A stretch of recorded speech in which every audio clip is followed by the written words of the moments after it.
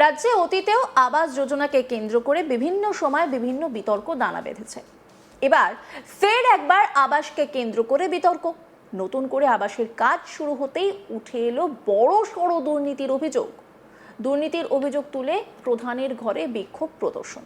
অ্যাকাউন্টে 1 টাকাও ঢোকেনি, বাড়িতে পড়েনি ইট, অথচ পঞ্চায়েতে খোঁজ নিয়ে দেখা গেল আবাসের বাড়ির টাকা দেওয়া সম্পন্ন।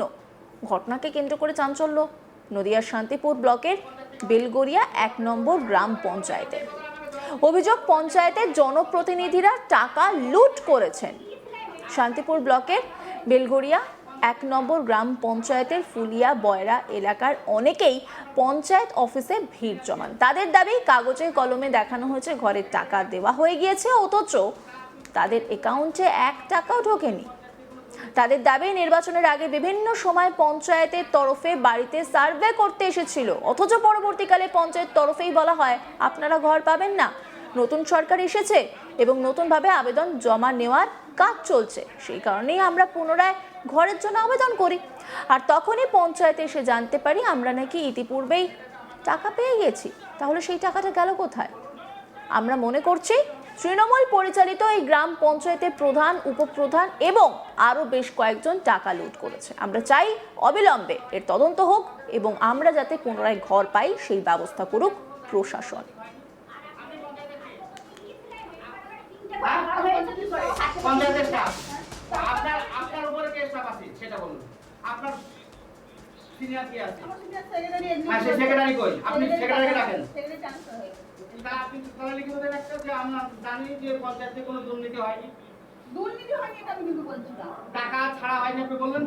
এক গ্রামবাসী দিলীপ বিশ্বাস কি বলেছেন শোনাবো আপনাদের। ভিডিওতে যায়, ভিডিওতে গিয়ে বললো তুমি পঞ্চায়েতে যাও। পঞ্চায়েতে এলাম, আসার পরে বললো ঠিক আছে তোমার বাড়ি আবার সার্ভে হবে। তারপরে সার্ভে গিয়ে বললো যে তুমি এই ঘর পাওয়ার যুক্ত না, এই বলে চলে আসলো। তারপর নাম কেটে দিল, দেওয়ার পরে মাস 3-15 হলো আবার ফর্ম ফিল আপ করেছি ঘরের জন্য। যখন প্রধানমন্ত্রী যখন বললো যে টিন থাকলে ঘর পাবে, আমার দেখলাম আমার যখন ঘরে যখন টিন আছে তাহলে তো আমি ঘর পাবো। তখন আবার নতুন করে অ্যাপ্লাই করি। অ্যাপ্লাই করার পরে ম্যাম কালকে গিয়ে ছবি তুলতে গিয়ে তখন আধার কার্ড মেরে দেখে আমার ঘর নেওয়া হয়ে গেছে। কে পেল ঘর? ঘর কে তুলে নিয়েছে? তাহলে কি মনে হচ্ছে দুর্নীতি হয়েছে? দুর্নীতি হয়েছে। আর কবে টের পেলেন? কালকে টের পেয়েছি। কার অ্যাকাউন্টে ঢুকেছে কিছু টের পেলেন? না না না, কারণ আপনার নামে ম্যাম বললো আপনি ভিডিওতে কিংবা পঞ্চায়েতে যান। আচ্ছা, তার জন্য এই কপিটা আমাকে বের করে দিয়েছে। তাহলে এই ঘটনার সঙ্গে কে জড়িত বলে মনে করছে? জড়িত তো আমার যত সম্ভব উপপ্রধান। কেন উনি কেন করতে যাবে? মানে ওনার কোনো বিষয় আছে? সেটা সবাই দুর্নীতি হয়ে যাচ্ছে। উনি কোন দলের? টিএমসি। কি নাম উপপ্রধান? তাপস ঘোষ। তাহলে কি উনি কাটমানির নেওয়ার জন্য এই কাজ করেছেন নাকি? এখন উনি জানে। আপনারা কি চাইছেন এখন? আমি চাই ন্যায্য বিচার চাই। অভিযোগ জানাবেন তো? হ্যাঁ অবশ্যই। আরেক গ্রামবাসী অজয় মালাকার কি বলেছেন শোনাবো। যখন তৃণমূল সরকারে থাকে তখন ঘরের আবেদন করতে গিয়েছিলাম, কিন্তু তখন বলেছিল এই চালানে হবে না, পরের চালানে হবে। বেশ, এটা কি বলেছিল? এটা পঞ্চায়েত থেকে বলেছিল। আচ্ছা আচ্ছা, পঞ্চায়েত থেকে বলার পরে একটা দিদিকে বলো যে নাম্বারটা ছিল, সেই নাম্বারটা ফোন করেছিলাম। ফোন করে হচ্ছিল, পরে পত্রিকালে শুনলাম ওই ভোটের আগে পঞ্চায়েত থেকে আমাকে ফোন করা হয়েছিল যে আপনি কি ঘর পেয়েছেন? বললাম না। তারপরে আপনার বাড়ি সার্ভে হবে। বাস ওই আজকেও সার্ভে হচ্ছে, কালকেও সার্ভে। কতদিন আগেকার কথা এটা? এই ইলেকশনের আগে। ইলেকশনের আগে। তারপরে এসে কি জানেন? যখন সরকার চেঞ্জ হলো তখন আবার যোজনা যে প্রকল্প আমাদের যে বুথ সভাপতি দীপেন পাল, ও একটা ফর্ম দিল। ফর্মটা ফিল আপ করে ওর হাতে দিলাম, ও জমা দিল। সার্ভে করতে নিয়ে গেল। প্রথমে আমার ওয়াইফের নামে করা হলো, জব কার্ডের নাম্বার মিলছে না, বলতে তোমার আরও আলাদা জব কার্ড আছে আগে। আমার ফ্যামিলিতে কোনো জব কার্ডই নেই। জব কার্ড বাদ দিয়ে ওটা ক্যান্সেল করে আমার নামে করতে গেলাম, অজয় মালাকার নামে। তখন বলছে যে তোমার তো ঘর পেয়ে গেছে। কে বলছে? আপনি কি আগে ঘর পেয়েছিলেন?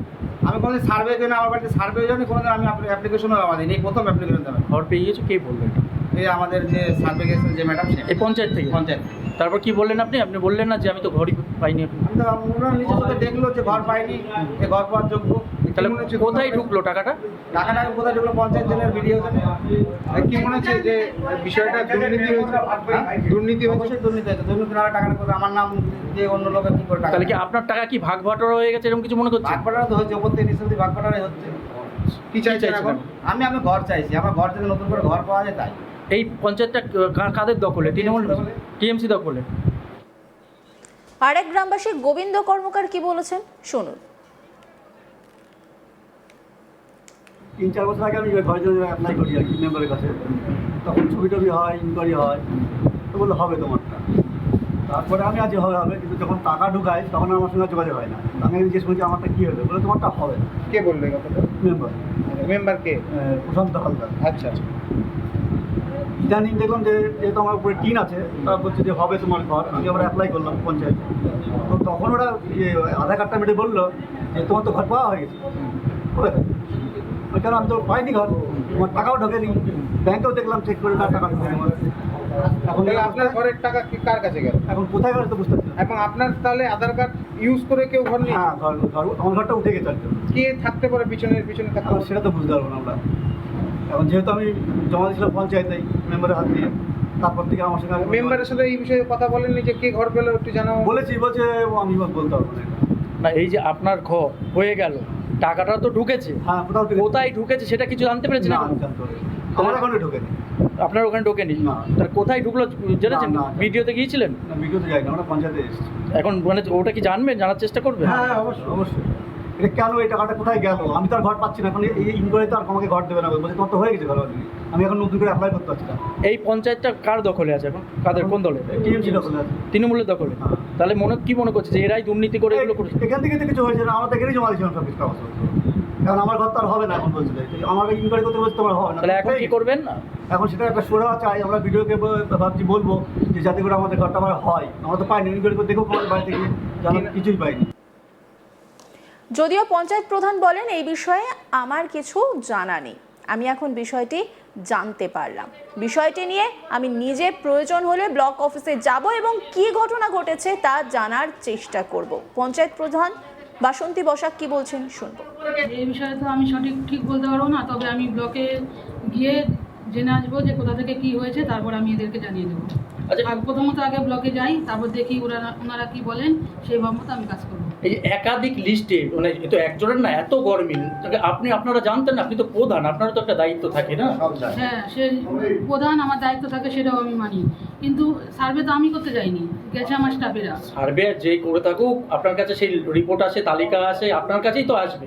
হ্যাঁ, সেটা আসবে আমার কাছে, কিন্তু আমি তো ওদের সঠিকভাবেই পাঠিয়েছি। একই এলাকা বিশেষ করে, হ্যাঁ, অর্থাৎ একই এলাকা। বয়রা এলাকায়, সেটা যতদূর তারা জানাচ্ছেন যে উপপ্রধান এর সঙ্গে যুক্ত থাকতে পারে। উপপ্রধানের সাথে কি আছে আমি বলতে পারবো না, উপপ্রধানেরটা উপপ্রধানই বলতে পারবে, এটা আমার বলার কথা নয়, আমারটা আমি বলতে পারি। কিন্তু এই যে এত মানুষ আজকে হয়রানি হচ্ছে, তারা বলছেন আর ঘর পাবেন না, অর্থাৎ ঘর নাকি তাদের হয়ে গেছে, কিন্তু তারা তো জীবনে তাদের বাড়িতে একটা ইট পর্যন্ত পড়েনি। সেটা তো আমি জানতাম না, এই তো জানলাম।